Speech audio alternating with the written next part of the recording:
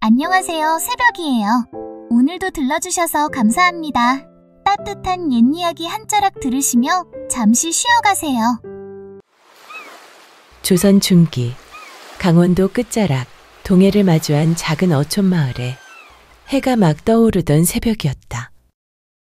물때를 맞춰 해루지를 나간 16 소녀 해솔은 갯바위 틈에서 들려오는 희미한 신음소리에 발을 멈췄다. 이게 무슨 소리지? 해솔이 귀를 쫑긋 세우며 주변을 살폈다. 그리고 그 순간 모래밭 한가운데 젖은 헝겊처럼 축 늘어진 사내 하나가 파도에 떠밀려와 쓰러져 있었다. 헉! 사람이잖아! 아버지! 여기 사람 떠내려왔어요. 사람이요. 멀리서 그물을 손질하던 정영감이 화들짝 놀라 달려왔다. 뭐? 사람이? 정영감은 바위 틈을 헤치며 재빨리 내려가 사내의 상태를 살폈다. 살갗은 물에 불어 창백했고 입술은 보랏빛으로 물들어 있었다. 아직 숨이 있네. 아주 가늘게. 해손이 다급하게 물었다. 그럼 살릴 수 있는 거예요? 일단 집으로 옮겨야겠다. 여기 있다간 진짜 죽어. 근데 아버지, 이분 어부 같진 않아요. 찢어지고 젖은 도포자락. 바닷물에 엉겨붙었지만 행색은 분명 바다사람의 것이 아니었다. 정영감이 사내의 도포깃을 살짝 들춰보더니 고개를 끄덕였다. 선비로군. 이런 비단도포는 바닷사람 옷이 아니지. 해솔이 낮게 속삭였다. 그런데 어쩌다 이런 데까지. 이유야 나중에 물으면 되고 일단 사람 살리는 게 먼저 아니겠나. 정영감은 사내의 팔을 자신의 어깨에 걸쳤다. 해솔아, 어서 머리 받쳐. 네? 두 부녀는 숨만 겨우 붙어있는 사내를 부축해 서둘러 초가집으로 돌아왔다. 해솔은 이불을 덮어주며 낮게 중얼거렸다. 근데 정말 누구실까요? 양반 같긴 한데. 설마 나쁜 분은 아니겠죠? 혹 누구한테 쫓기는 거라면. 그건 눈 뜨면 본인이 말하겠지. 며칠 동안 정성껏 돌보자 사내는 가느다란 숨을 몰아쉬더니 드디어 눈을 떴다. 이제 정신이 좀 드십니까? 사내는 힘겹게 눈을 굴리며 주변을 살폈다. 여긴 어디? 여긴 동해 작은 포구예요. 어젯밤 폭풍우에 휩쓸려 오신 모양이에요. 사내는 숨을 고르며 겨우 중얼거렸다. 제가 정말 살아있는 겁니까? 정영감이 다가와 담담하게 말했다. 살았지. 근데 하마터면 죽을 뻔했어. 이름이 어찌 되오? 잠시 침묵이 흐르더니 사내가 조심스럽게 입을 열었다. 명주라 합니다. 정영감은 천천히 고개를 끄덕였다. 명주. 그래, 몸이 회복될 때까진 여기 머물게. 당장 그 몸으로는 어디를 가기도 어렵지. 명주는 힘겹게 눈을 감으며 낮게 말했다. 살려주셔 감사합니다. 이 은혜 평생 잊지 않겠습니다. 그리고 명주는 다시 눈을 감고 깊은 잠에 빠졌다. 며칠 동안 죽과 탕약을 받아먹으며 기력을 회복한 명주는 어느덧 앉아서 이야기할 만큼 정신을 차렸다. 해솔은 망설이다가 결국 궁금증을 숨기지 못했다. 그런데 어찌하여 동해까지 떠밀려 오시게 된 건지 여쭤봐도 될까요? 그 옆에서 담뱃대를 내려놓던 정영감도 조심스레 말을 보탰다. 행색을 보아니 어부는 아니올시다. 저 비단도포로 보아 양반 집안분이신 듯한데 맞죠? 명주는 잠시 눈빛이 흔들렸으나 이내 낮게 말했다. 여러 사정이 있어 지금 당장은 말씀드리기 어렵습니다. 조금만 더 시간이 흐른 뒤 다시 말씀드려도 되겠습니까? 해솔이 눈을 동그랗게 뜨며 손사래를 쳤다. 아니에요. 제가 괜한 걸 여쭤봤어요. 명주는 고개를 저었다. 아닙니다. 당연한 물음이요. 그는 숨을 한번 고르고 말을 이었다. 그저 먼 바다로 가는 작은 배에 올랐다가 폭풍을 만나 바다에 내던져졌을 뿐입니다. 그 뒤에 일은 흐릿하여 눈을 떠보니 이 집이더군요. 정영감은 잠시 명주의 얼굴을 바라보았다. 눈빛은 의심도 경계도 없이 그저 묵직한 배려였다. 사람은 누구나 말 못할 사정이 있는 법이지요. 굳이 캐묻지 않겠소. 명주는 조용히 고개를 들었다. 지금 당장은 갈 곳이 없습니다. 허락해 주신다면 잠시 이곳에 머물며 집안일이며 바닷일 할 수 있는 만큼 돕고자 합니다. 신세를 져도 되겠습니까? 해솔이 아버지를 보며 다급히 말했다. 아버지, 허락해드려요. 몸도 아직 성치 않으신데다 일손도 거들어 주신다잖아요.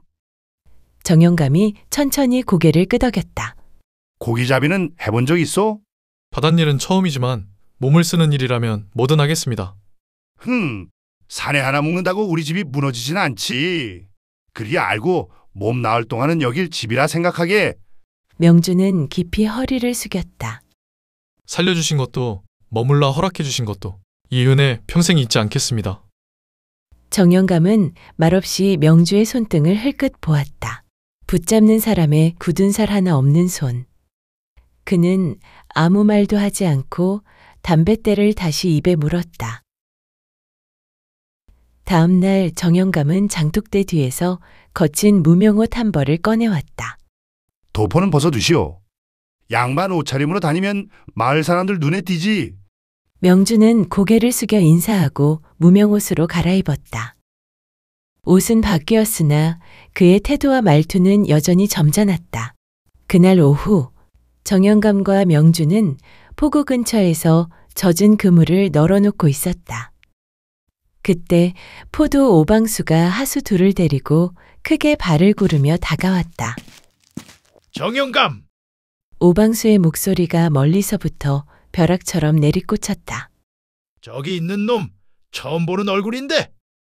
정영감이 담담히 대답했다. 며칠 전 폭풍에 떠밀려온 사내입니다. 몸 나올 동안만 거들게 했죠. 오방수는 명주를 발끝에서 머리끝까지 훑어보았다. 손, 걸음걸이, 말투. 어느 하나 평범한 어부가 아니었다. 파도에 떠밀려 왔다고? 하여튼 미심쩍은 놈들이 이런 오지에 눌러앉곤 하지. 오방수는 한 발 더 다가왔다. 혹시 어디서 죄라도 짓고 도망치는 신세는 아니겠지? 그 손 험한 일 해본 놈 손이 아닌데 냄새가 나서 말이야. 명주는 차분히 고개 숙여 인사했다. 오해는 하지 마십시오. 그저 몸을 추스르는 중일 뿐입니다. 패기칠 생각은 없습니다. 오방수는 코웃음을 치고 정영감 쪽으로 몸을 틀었다. 정영감, 올해 어세 아직 안 냈다지? 포구에 발 담그고 고기 잡으려면 세금을 내야지. 정영감이 미간을 찌푸렸다. 그건 됐고, 오방수가 말을 끊었다. 지난 해보다 더 내라 한 것도 들었을 텐데 어째 아직도 빈손이요? 오방수는 비웃음만 남기고 바닥에 침을 툭 뺐더니 성큼 돌아섰다. 이번 달 안에 안 내면 네 배는 나가지도 못하게 막을 거다. 고기 잡는 건 꿈도 꾸지 말고. 그 말만 남기고 그는 폼을 잡으며 돌아섰다. 부하 둘이 낄낄거리며 뒤따랐다. 바닷바람만이 한참 후에야 포구를 스쳤다. 정영감은 굳은 얼굴로 그물을 움켜쥐었다. 저놈 이제는 대놓고 목줄을 잡으려 드는군. 저 사람은 대체 누구입니까? 저 오방수란 작자는 사또이름을 앞세워 어세며 잡새를 제멋대로 걷어가는 인간이네. 사또도 귀찮은지 눈 감아버리니 마을 사람들만 속수무책으로 당하는 형편이지. 악질 중 악질이라 보면 되는구먼. 명주는 묵묵히 그물을 다시 펼치며 조용히 말했다. 어르신, 괜찮으시겠습니까? 정영감은 힘없이 웃었다. 괜찮을 리가 있나. 허나 참고 사는 게 백성팔자지. 명주는 짧게 눈을 내리깔며 주먹을 쥐었다. 그 눈 속엔 처음 왔을 때와는 다른 묵직한 결의가 깃들고 있었다. 명주가 작은 어촌마을에 머문 지 며칠 되지도 않아 마을 한쪽에는 잔잔한 웃음이 돌기 시작했다. 느티나무 그늘 아래 아이들이 까르르거리며 모여 있었다. 명주는 한 아이의 손을 살며시 잡고 글씨 모양을 고쳐주었다. 여기 오른쪽 점이 하나 더 있어야지. 그래야 점자로 보이지 않느냐? 아이들은 눈이 동그래져 고개를 끄덕였다. 해솔과 정영감이 그 모습을 지켜보며 중얼거렸다. 아버지, 저분 바닷일은 영 서툰데 글 가르치는 건 능하더라고요. 배운 데가 많은 분 같아요. 점잖고 부지런하니 이 마을에 없던 바람이 하나 불어오는 것 같구나. 명주는 아이들만 본 것이 아니었다. 허리 굽은 노인의 무거운 항아리를 대신 들어드리고 글 모르는 이웃의 장부도 정리해 주었다. 파도에 떠밀려 들어온 사내였으되 마을에 스며드는데 오래 걸리지 않았다. 그날 밤 명주는 잠결에 꿈속을 허우적거렸다. 희애야, 희애야, 가지 마오. 어둠 속에서 그의 목소리는 절박했고 이마에는 식은땀이 비오듯 흘렀다.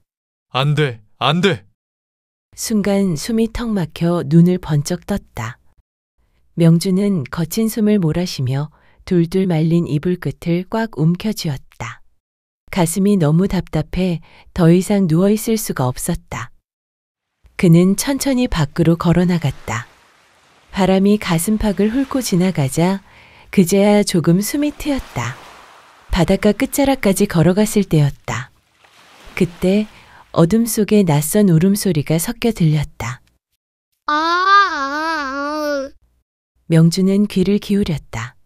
그 울음은 갯바위 너머 작은 소금창고 방향에서 났다.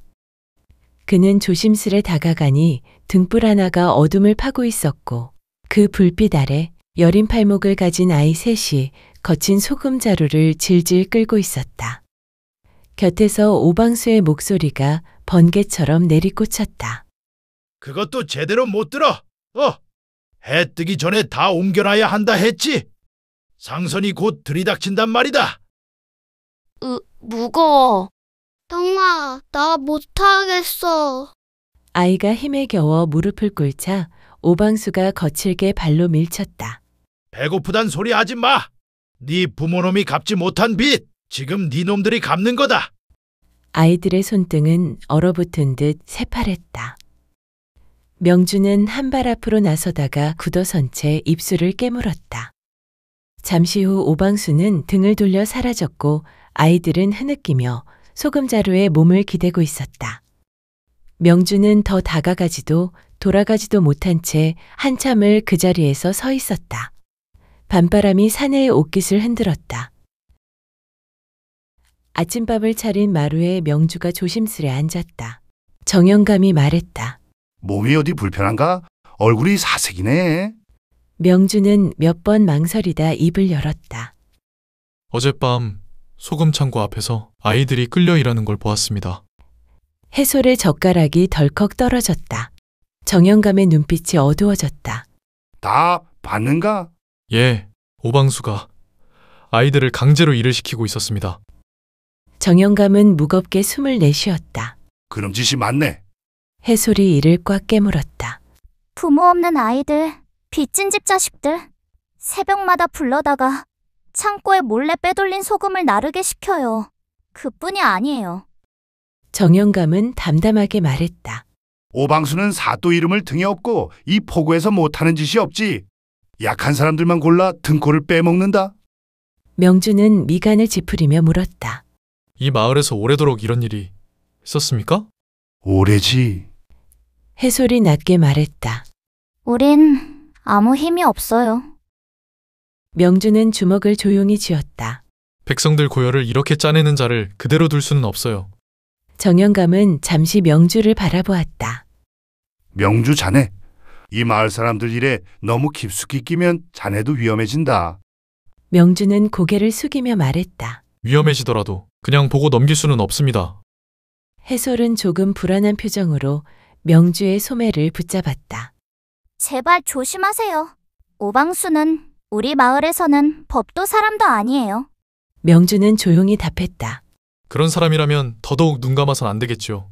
그의 눈빛은 흔들리지 않았다. 밖에서는 바람만이 조용히 스쳐갔다. 폭우에 저녁 노을이 걸릴 무렵이었다. 바람은 잦았고 주막 앞 등불만 어슴풀에 흔들렸다. 오방수는 주막 한가운데를 떡하니 차지하고 술잔을 비우며 헛웃음을 흘리고 있었다. 그때 포구에서 잔심부름을 하던 뱃사람 하나가 다가와 조심스레 말했다. 형님, 말할 게 하나 있수다. 오방수는 술잔을 내려놓고 눈을 가늘게 떴다. 뭔데? 뱃사람이 다가오며 목소리를 낮췄다. 파도에 떠밀려 왔다는 그 사내. 그 사람이 그냥 떠돌이가 아니란 소문이 돌더이다. 오방수의 손이 잠깐 멈췄다. 어떤 소문인데? 뱃사람은 주위를 살피며 더 낮게 속삭였다. 한양에서 영모죄로 몰린 벼슬아치 하나가 도망쳤다는데 그 생김새가 마침 그 사내랑 아주 흡사하답니다. 오방수의 입꼬리가 천천히 올라갔다. 영모라. 뱃사람이 덧붙였다. 사람들이 그러더이다. 왕을 해하려 했다고 뒤집어 씌워졌다나 아무튼 관가에서 피눈물 나게 찾는다 하오이다. 게다가 그놈을 잡아 데려오는 자에게 큰 상을 내리겠다 소문까지 돌더이다. 그 말에 오방수의 눈빛이 짐승처럼 번쩍였다. 재미있네. 그럼 내 집 앞마당에 억울한 영모범이 숨어있는 셈이군. 입꼬리가 더 크게 올라갔다. 이놈이 제 발로 걸어 들어온 거였군. 주막 안은 잠시 정적에 잠겼다. 바깥에서는 파도가 철썩 부서지는 소리만 울렸다. 해가 완전히 지고 달빛만 흐린 밤이었다. 혜손이 저녁상을 치우려던 순간 문 밖에서 누군가가 헐레벌떡 뛰어오는 소리가 났다. 정영감 계시오? 문을 열자 마을 심부름을 도맡아 하던 삼돌이가 숨을 몰아쉬며 서 있었다. 정영감이 놀라 물었다. 아니 삼돌아, 웬 난리냐? 삼돌이는 숨을 가쁘게 몰아쉬며 말했다. 큰일 났수다. 포구 주막서 난리도 아니라요. 그 명주란 사내 말이오. 그때 해솔이 불안한 눈빛으로 물었다. 명주 어르신이 왜요? 삼돌이 목소리를 더 낮췄다. 한양서 영모죄 뒤집어 쓰고 도망친 벼슬아치라도이다. 관가에서 피가 마르도록 찾는다 하고 그 소문이 방금 포구에 퍼졌수다. 정영감의 표정이 굳었다. 누가 그런 말을?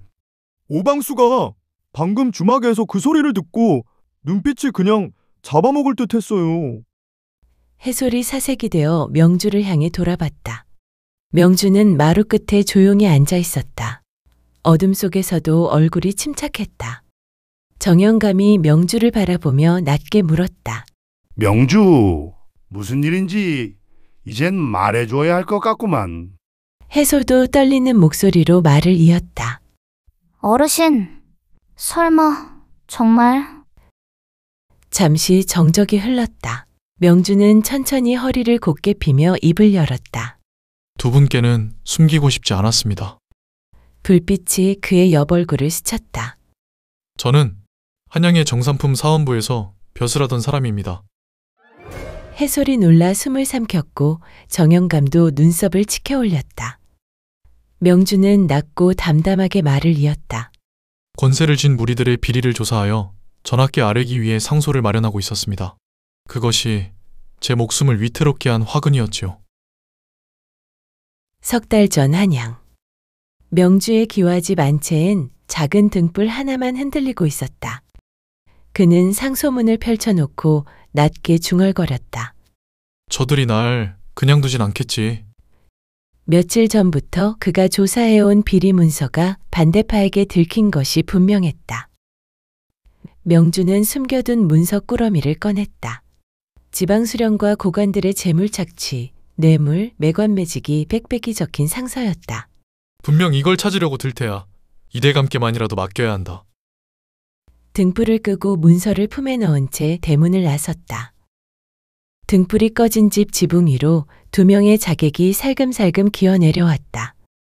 불이 꺼졌으니 안에 있겠지. 오늘 밤에 끝내라 하셨다. 그들은 안채 쪽으로 빠르게 접근했다. 명주가 어둠 속 골목을 몇 발 떼었을 무렵 등 뒤에서 여인의 비명이 집을 가르듯 찢어졌다. 희애? 그는 미친 듯이 되돌아 달렸다.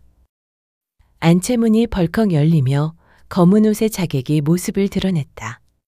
그의 칼끝엔 아내의 희애의 피가 방울져 떨어지고 있었다. 희애야. 찾았다 이놈. 전하를 해하려 한 영모의 수계. 넌 이제 끝이다. 내가 영모라니 말도 안 되는. 명주를 본 두 자객이 동시에 뛰어들었다. 명주는 문서만 품에 안은 채 담장을 넘어 골목으로 내달렸다. 저놈을 잡아라. 영모다. 그는 골목 끝까지 달린 끝에 겨우 추적을 따돌렸다. 숨이 턱까지 차오를 무렵 외딴 선앙당 뒤편에 오래된 장독대가 눈에 들어왔다. 명주는 장독 하나의 뚜껑을 살짝 들어올리고 문석꾸러미를 천으로 단단히 감싸 항아리 바닥 깊숙이 눌러 넣었다. 꼭 살아서 다시 찾겠다. 멀리서 횃불이 번쩍였다. 이쪽이다. 발자국이 났다. 명주는 그대로 뛰었다.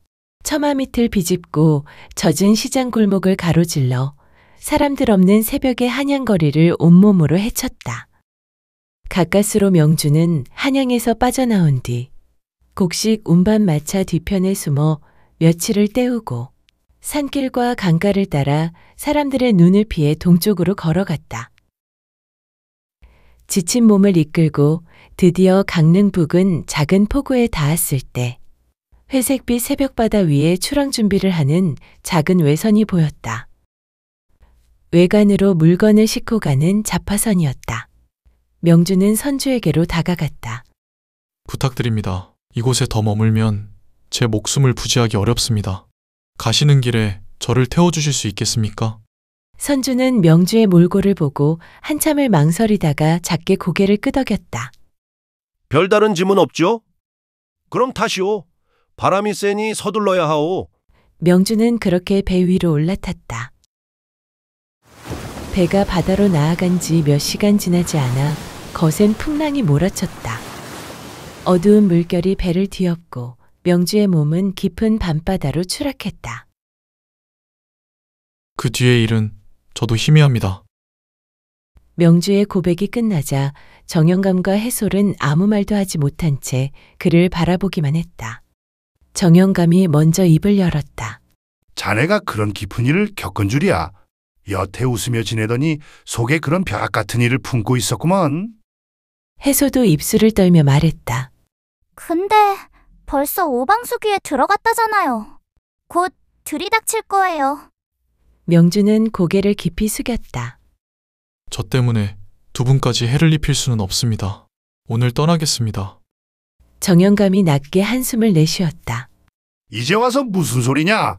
사람이 사람을 살렸으면 끝까지 지켜야지. 오방수 그놈 명주 자네를 팔아 공이나 세우려는 것뿐이야. 그때였다. 둥둥 대문을 거칠게 두드리는 소리가 초가를 흔들었다. 관아에서 왔다. 문 열어라. 이 집에 영모죄인을 숨겼다는 신고가 들어왔다. 대문 앞에는 현감과 포졸들이 줄지어 서 있었고 그 뒤편으로는 오방수가 비릿한 웃음을 흘리고 서 있었다. 아버지, 관아예요. 정말로 왔어요. 정영감은 얼굴빛이 굳었다. 저놈이 사또에게 고한 게야. 명주의 정체를 알고. 명주가 조용히 일어섰다. 제가 나가겠습니다. 해솔이 그의 소매를 붙들었다. 안 돼요. 뒷문으로 나가요. 산길로 도망치면. 명주는 고개를 저으며 말했다. 제가 숨으면 두 분까지 영모와 통모한 죄가 됩니다. 그 죄는 제 하나보다 더 무겁습니다. 그리고 대문을 향해 한 걸음 내딛었다. 명주가 문을 밀자 포졸들의 횃불빛이 마당으로 들이쳤다. 현감이 눈을 좁혔다. 네가 명주냐? 명주는 담담히 고개를 숙였다. 그렇습니다. 현감이 손짓하자 포졸 2명이 다가와 명주의 두 팔을 거칠게 붙들었다. 오방수가 뒤에서 비웃으며 말했다. 어쩐지 바닷일은 한 번도 안 해본 손이더라니. 영모로 달아난 놈이었구먼. 정영감이 성난 목소리로 외쳤다. 이 사람은 그런 분이 아니오. 무슨 근거로 영모라 하는가? 현감은 코웃음을 쳤다. 전하를 해하려 한 죄인이 달아났다는 장계가 한양에서 내려왔다. 그 인상이 그대 명주라 하였다. 해솔은 이를 악물었다. 거짓이에요. 어르신은 입 다물어라. 역적을 감싸면 그 죄도 대역이다. 포졸이 명주의 손목을 결박하며 외쳤다. 영모죄인 명주, 압송하라. 부디 몸 조심하십시오. 제가 반드시 돌아오겠습니다. 포졸들이 명주를 끌고 나갔다. 횃불의 불빛이 멀어지자 정영감 집마당에는 깊고 싸늘한 바람만 남았다. 해솔이 떨리는 목소리로 말했다. 아버지, 이제 어쩌죠? 정영감이 이를 악물었다. 이대로 손 놓고 있을 순 없지. 잠시 숨을 골랐던 그가 낮게 말했다. 명주를 살릴 길은 그 문서뿐이다. 해솔의 눈이 커졌다. 그럼 정말 그걸 찾으러. 그래, 해솔아, 얼른 짐 챙겨라. 한양으로 간다. 순간 두 사람은 서로의 얼굴을 바라보다 천천히 고개를 끄덕였다. 며칠을 꼬박 걸어 비로소 한양 장터 끝자락이 눈앞에 펼쳐졌을 때 정영감은 거친 숨을 몰아쉬며 중얼거렸다. 서둘러야 한다. 낮에는 눈에 띄니 지금 가야 해. 어둑한 밤 둘은 등불 하나를 들고 명주가 말한 선앙당 뒤 장독대로 뛰어갔다. 장독을 하나씩 살피던 해솔이 낡은 장독 앞에서 멈춰섰다. 장독의 뚜껑을 열던 순간 아버지, 여기. 장독 바닥에서 천으로 감싼 문서꾸러미가 모습을 드러냈다. 명주를 구하러 가자. 그 전에 명주가 믿는다는 그 대감부터 만나야 한다. 며칠 뒤, 거울 내 정전. 명주는 포졸들에게 붙들린 채 차갑게 깔린 전돌 위에 무릎을 꿇었다. 왕이 위에서 내려다보며 낮게 말했다. 그대가 과인을 해치려 하였다는 말이 들리던데 과연 그 소문이 참이더냐? 명주는 천천히 고개를 들었다. 전하, 그 말 근거 없는 모함이옵니다. 그때 곁에서 내관이 앞으로 나와 말했다. 전하, 이 일의 시비를 가르기 위해 온 이가 있사옵니다. 왕이 고개를 끄덕였다. 들이라. 문이 열리며 한 사내가 걸어 들어왔다. 그는 명주가 유일하게 믿었던 사람, 이대감이었다. 대감? 이대감은 명주 앞에서 멈춰 절을 올린 뒤 왕을 향해 말했다. 전하, 명주 대감이 올렸던 상소의 진본과 그에 딸린 증거를 가지고 온 자들이 밖에 와 있사옵니다. 왕의 눈빛이 흔들렸다. 상소에 진본이라 하였느냐? 들이라. 정전의 문이 다시 열리자 그 사이로 먼 길을 달려온 두 사람이 조심스레 걸어 들어왔다. 해솔의 품에는 천으로 여러 겹 감싸고 새끼줄로 단단히 묶은 문석꾸러미가 안겨 있었다. 그들은 왕 앞에서 고개를 깊이 숙였다. 전하, 이것이 명주 대감이 남기고 간 문서이옵니다. 해솔이 두 손으로 꾸러미를 받쳤다. 목숨을 걸고 지키신 문서입니다. 부디 살펴주십시오. 왕은 천을 풀고 서늘한 표정으로 한 장 한 장 넘겨보았다. 잠시 후 왕의 얼굴빛이 천천히 굳어갔다. 여기 실린 제목들 모두 사실임이 밝혀졌느냐? 이대감이 앞으로 나와 고개를 숙였다. 예, 전하. 문서에 적힌 수령들의 착취와 비리는 대부분 사실로 드러났사옵니다. 주변 신하들이 술렁였다. 왕은 잠시 생각에 잠긴 뒤 엄한 목소리로 말했다. 명주, 그대는 역적이 아니다. 누명을 뒤집어 쓴 자일 뿐. 왕은 곧바로 옆 신하들에게 명했다. 명주의 누명을 벗기고 관련된 자들은 의금부로 넘겨 끝까지 추국하라. 명주의 어깨가 미세하게 떨렸다. 그는 천천히 이마를 바닥에 대며 읍했다. 전하의 은혜를 어찌 잊겠사옵니까? 몸을 추스르고 다시 나라 일을 도우라. 이제는 그대가 진실을 바로잡을 때다. 정전 안에 서늘한 긴장과 미묘한 안도의 숨결이 동시에 흘렀다. 며칠 뒤, 폭우의 아침빛이 내릴 때 명주가 마을로 돌아왔다. 어르신! 돌아왔구먼. 참말로 돌아왔구먼. 명주는 두 사람 앞에 서서 말했다. 저를 2번이나 살려주셨습니다. 그 은혜 잊지 않겠습니다. 폭우에 먹구름이 깔린 오후, 갑자기 마을 입구가 시끄러웠다. 포졸들이 폭우 한가운데서 소란을 일으키며 오방수를 끌어냈다. 현감이 이를 악물며 말했다. 어세 부정수치, 아이 강제 노역, 소금 탈루, 죄상을 낱낱이 확인하였다. 오방수는 질질 끌려가며 비명을 질렀다.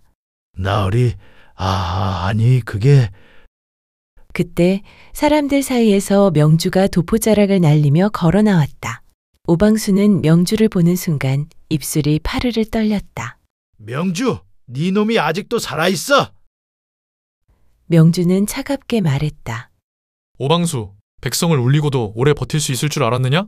백성의 눈물로 배를 채운 자는 결국 백성 앞에서 무너진다.